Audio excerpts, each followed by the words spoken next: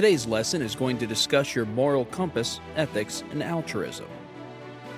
We always want to do what's right, and doing so can positively affect our resilience. Consider the typical ethical dilemma. Someone finds a wallet with a couple of $100s in it. They have some options. They can take the wallet and attempt to find the owner. They can say, "Hey, thanks," and keep the money. Or they can just leave it right where it is. The decision that they choose to make is going to be led by their moral compass, their ethics, and their altruism. Now, when we are identifying our morals and our moral compass, one of the key points to consider is personal control. That's our ability to differentiate what's within our control from what's beyond our control, and then to be okay with that balance. Can you think of an experience where you looked at something and you realized that you didn't have control over the situation or the result? How did you deal with that?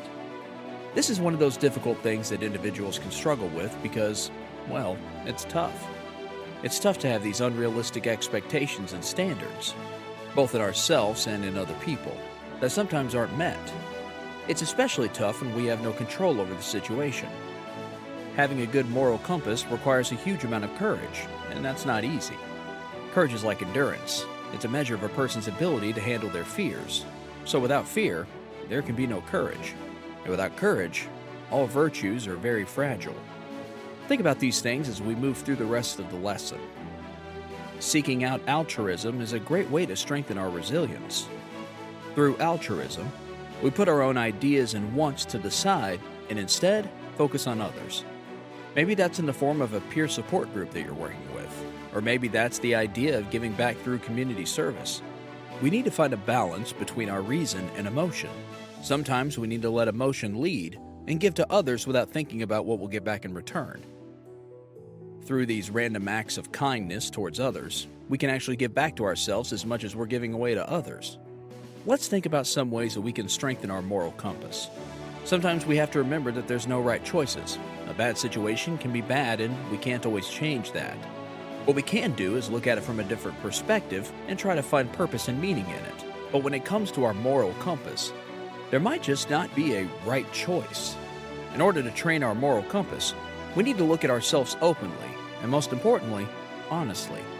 If you can't be honest with yourself, there's no way you can be honest with others. Consider some questions. What are your core values and beliefs? Are you living those values?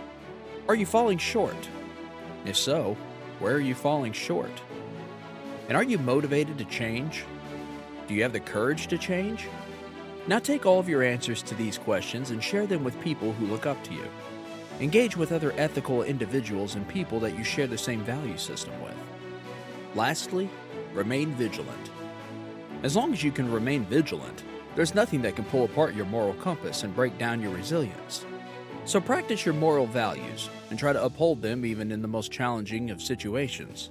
If you can do that, you'll stay resilient. Thank you for choosing the Recovery Village. If you or a loved one are struggling with mental health or substance abuse and would like to find out more about the programs we offer, please reach out to us directly at 855-387-3291.